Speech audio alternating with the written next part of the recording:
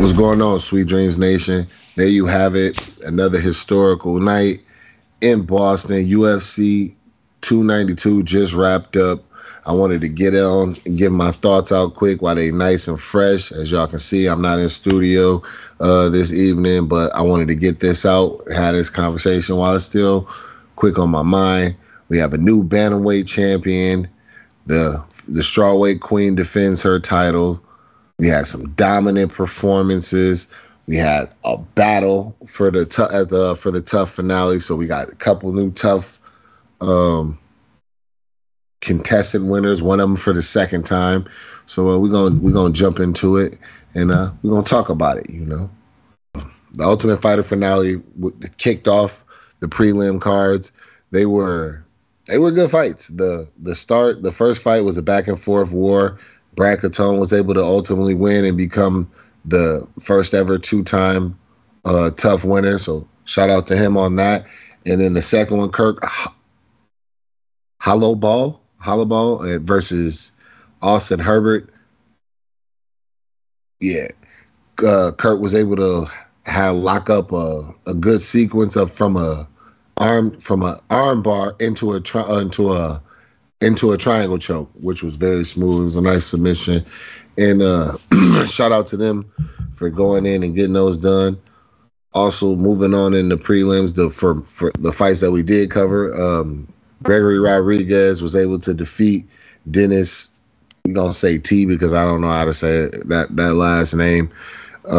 He was able to go in and get the job done against him. We've seen that. We know that that Dennis came in. He was a highly decorated kickboxer, very skilled in that area. But in the past, over the last few fights, he struggled. He struggled with grapplers. People have gotten him down and been able to submit him. This time, Gregory was able to get him down and was able to land some vicious ground and pound, nasty elbow, and was able to put his lights out. I felt like that was the best path to victory for Gregory. I'm happy to see that he actually went in with the solid game plan, the game plan that was most effective, least path to resistance, path to victory. I know that just said a lot. That was crazy. Don't think too much about it, but shout out to him for getting the win on that. In the feature prelim, Chris Weidman took on Brad Tavares, and this is the first time Chris Weidman was coming back off of an injury.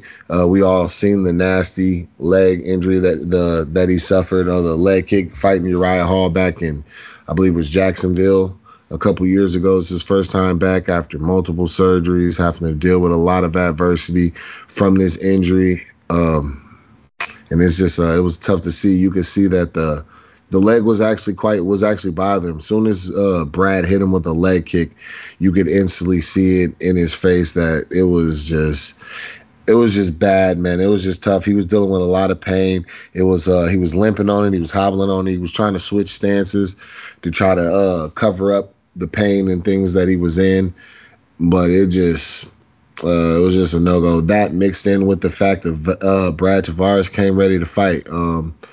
He landed good shots. I personally think Brad Tavares could have been more aggressive, more forward with the pressure, a little bit more forward with the combos, putting his punches together a lot better. Well, not better, just more. Just be more on him.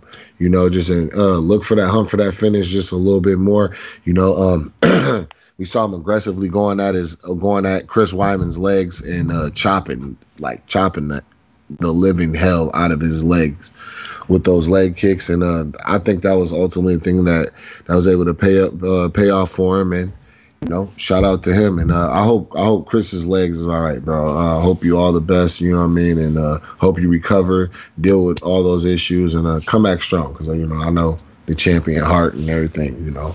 So shout out to you, champ, as well. Moving on to the main card, we had Marlon Chito Vera versus Pedro Munoz, and as I predicted in the Munoz's height was a problem, and Cheeto took advantage of it with his length, and he was able to land that jab. He consistently landed that jab. He landed them short. He landed solid jabs, quick ones, fast. He did a good job mixing up and just staying consistent with using that jab to keep his length as a problem in the fight for Munoz. Munoz had some moments where he started to mix it up and started to make it a fight and get in there as he does. You know, Munoz is very good at seeing something and then going in and making adjustments. But unfortunately, Cheeto was just a little too much. He was on his game. He was on his game tonight, and he had some pretty big moments. That jab was able to cut his eyes open and cut Munoz up and cause some swelling in his face. And I think that that played a factor in kind of how Cheeto was able to take advantage of some of those. Take advantage of that length and that range as the fight went on. So he was ultimately able to hold it, keep doing that, and jab his way to a decision, to a dominant victory. I think in my eyes, and shout out to him. Damon Blackshear versus Mario Batistas. It was a pretty solid fight. I thought it was, it was interesting. Both of the guys are game. You can see this Damon Blackshear for him coming out of essentially nowhere, and for him to be as gamed as he is, the guy's grappling is solid. He's got good takedowns. He looks pretty strong.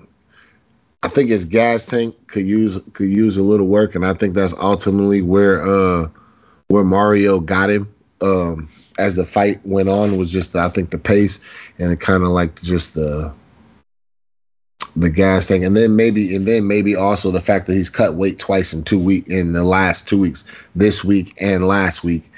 I think that might have had something to do and wear a little bit on his body, and he just kind of got tired and he kind of just faded, and Mario just kind of kept the pace and just did a little bit more, and he kind of outworked him, and I think that's what ultimately got him the victory.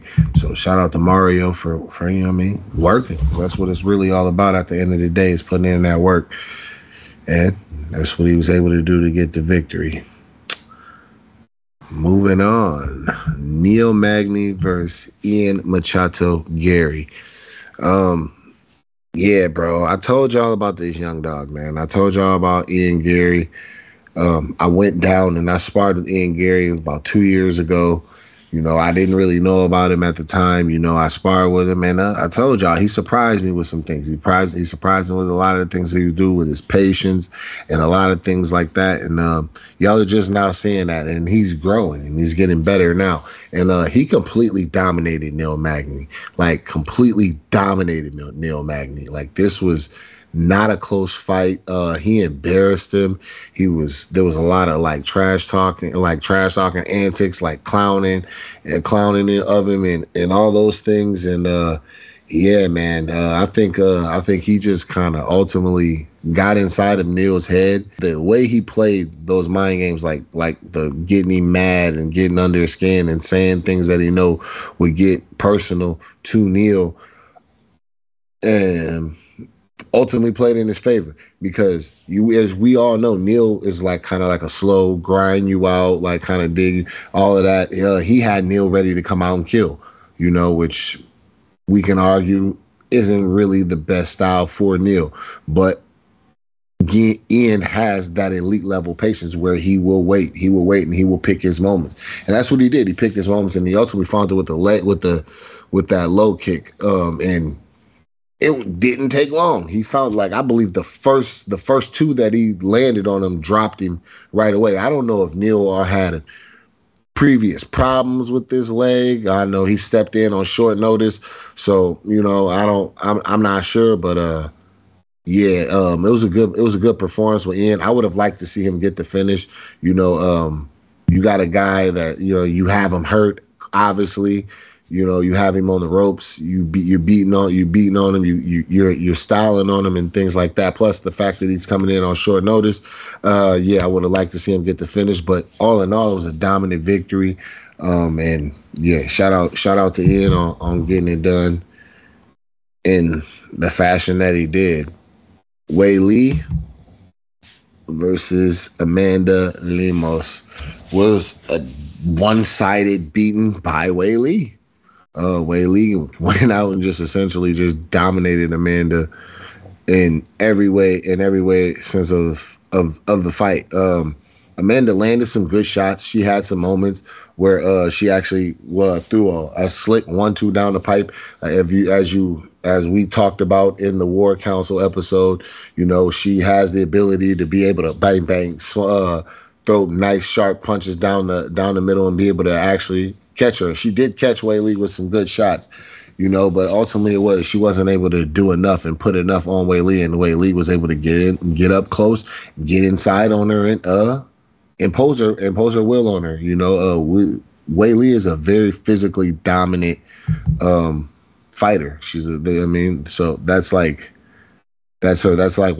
of her gifts, because she, due to her work ethic, she has strength and she has cardio and all those things. And not saying that Amanda don't have those, but just some people just have that you know what I mean, that next level of physicality sometimes, and I believe that's what got it done in this fight for Wei Lee. All right, moving on to the main event, we had Aljamain Sterling defending his bantamweight title against Sugar Sean O'Malley, and Sugar Sean O'Malley is now the new bantamweight champion after he set up a beautiful right hand, caught Aljo on the way in and was able to hop on him, land some follow-up shots, and finish it to become the new bantamweight champion. And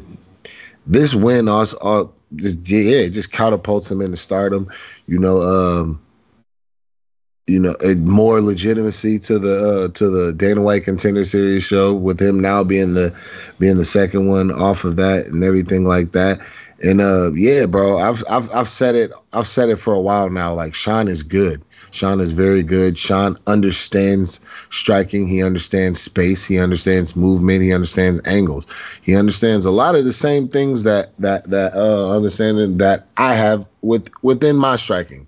To a degree. Like, it's all the same. It's all the understanding striking. A bunch of the elite level strikers have this understanding of these things.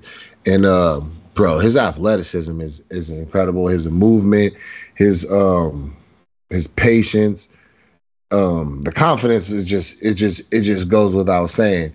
He looked good. He looked good. Just dialed in. He had a good walkout song as well too. He wanted to be a superstar, and I think this does catapult him into that stratosphere. For Aljo, my brother, yeah, it's tough, man. It's tough, and from everything that I've seen, post everything, Aljo handled it like a man, handled it like a champion. He's handled it like as you wanted to see. I was able to catch his post fight interview in the press conference, and he just spoke real, and that was good to see. That was solid. That was a side of him that I've seen, just hanging out with him and interactions with him. I've also hung out with Sean as well. I've been to Sean's house, and I've spent time with Sean. These guys are, regardless of y'all get on the side of all this guy's fighting this guy, these are really good dudes. Sean is extremely respectful, like, just cool, laid back, just solid dude. And Aljo's, to his people, he's loyal. He wants the best for, for the people, for his people, and yeah, bro. It's just somebody's got to win, somebody's got to lose. That's the game that we play. But As far as the fight goes, the first round was more. It was kind of a fill out round. Sean's kind of moving around and things like that. But my thing was just like Aljo. With Aljo came out. Aljo likes his kicks. He came out firing his kicks. He was landing. He landed some, some good kicks on the side, and he had that one moment where he had that spinning kick where he stepped in, he threw a spinning kick at Sean, and he completely missed him, right? So the thing with that is, right, you got to come out and establish your hands, right? You want to come out and establish your hands. You want to establish your jab, and you want to establish your hands. You want to establish your legs, all in good timing, right? You don't want to just come out and just fire a bunch of one thing. I think what happened in that first round was Sean got Aljo's timing, right? He got his timing for his twitch, for whenever he first wants to move, and thought it's all right. So with a kick, the thing is, with a kick, you can cover a lot of distance with a kick, right? So whenever he's moving and he's able to dodge and get out of the way of a kick now, because you spent a whole round throwing kicks at him, he now can feel comfortable, like, okay, if I can get out of the way of a kick, which is it's low, it's a lot, I have the reaction is a lot different. I can probably get out of the way with a punch. And as anybody who's ever done striking with me, I've always said, you punch with your feet as much as you do with your hands. All right, you have to move your feet. You have to bring your feet with you whenever you punch, so you can be ready don't want to be out of position, and you can be ready for what comes at you and still be in the right position, and and make the adjustments that you need to. That first round, I believe Sean got his timing, and got the distance, got the understanding of the distance that he could cover, and what angles he was able to try. He wasn't able to track him with, with the way it's a movement thing. Second round, I believe Aljo, like as he said, you could tell he came out a little bit more eager. Okay, I want to start to implement myself. I want to start to implement impose my will a little bit more on the fight. And he did. He started backing Sean up. He landed some good shots, and then he ended the first round with him up against the cage. He landed some good shots. He got a hold. He got him up. He was able to get in on a good shot on Sean. But like I said in the War Council thing, pause, Sean has good hips. He's athletic. He has good movement. So if Aljo was going to get him down and wanted to hold him down, he would have to get him down away from the cage, somewhere in the middle of the cage. The shot that Aljo threw, because you can tell he was just throwing that shot out, which essentially is almost like kind of like pushing somebody, like putting them in a certain place, and then wanting to go for the takedown. The thing is that leaves you exposed. The lean out kind of left his arm out extended, and then whenever from there, it's instead of like, just like whenever you're striking, you hit and you bring your hands back just because of how fast it can go. Now he swung and extended that hand. Now imagine extending that arm out, slowly, with the intention isn't really to hit them, to hurt them, but to get down and get low. And instead of bringing it back, it then goes low. He just did back, slid back, and timed a solid right hand, and it was able to come through and catch Aljo with a good shot. And Sean's a finisher. Whenever he hurts you, he hops on you and he wants to finish you. I think that second come down shot, like that second straight right hand that caught him while he was on the ground, that kind of connected and kind of had his head kind of caught between his head, and his head got caught between the fist and the canvas. I believe that was the shot that kind of made Mark Goddard believed that he needed to come in and stop it. Do I feel that he could have let the fight go on a little bit more? Yeah, I do believe that he could have gave Aljo a little bit more of a chance, but the face plant, that hard shot coming down, and then the fact that he was rolling over, giving up in his back was the reason why you can't really say much about about the stoppage, right? Shout out to Sean, man. Shout out to Sugar Sean. He did what he said he wanted to do. And just it's an incredible thing to see. I know this feeling. I came off the same show as he did. I had the same start that he did from the same place. Had to go through these progressions to make it through these ranks to ultimately win the title. With all the doubt. I've had haters and doubters for every single fight. Oh, you're gonna lose. Oh, you can't do this. You can't do that. You can't do this. And to ultimately grab that final prize, brother. Man, against the opponent that you did it against the most decorated bantamweight of all time. Yeah, bro. Shout out to you, man. It's incredible. That's what sports is about. It's about these moments, these moments of triumph, these moments of I've been working for all this time, and I believed in myself that I could make it happen, and ultimately making it happen is just like a dream come true. And it's like, man, bro. Yeah, bro, it's crazy, bro. Yeah, I get in a feeling because it takes me back and reminds me of what I experienced earlier this year, and it's great to see somebody else come in the way that I did and have that moment as well, man. And it's like, yeah, bro. I can't say it enough, And this is just inspiration. We got the Dana White Contender Series going on now, and now y'all seeing if you work, you come in here, and own your spot, bro. Don't let nobody come in. Don't come in here intimidated. Don't let nobody push you around. That don't mean you got to come in here just cocky, disrespecting everybody and being crazy or nothing like that. But stand on yours, and let them know that I'm here. I'm here to own this. I'm here to leave my mark. I'm here to, I was here to just be king. I was here to own everything, own everybody, and yeah, man. That's a really good great moment. I know I don't know what Aljo's plans are next. It's gonna be interesting to see. I think he should be able to do whatever he wants. I think if he wants a rematch, I think he should be given a rematch. I know Sean's calling for Chito Vera, which I wouldn't mind watching that. I wouldn't mind watching him versus Marab, him versus Sandhagen. Him versus Sandhagen would be crazy as well.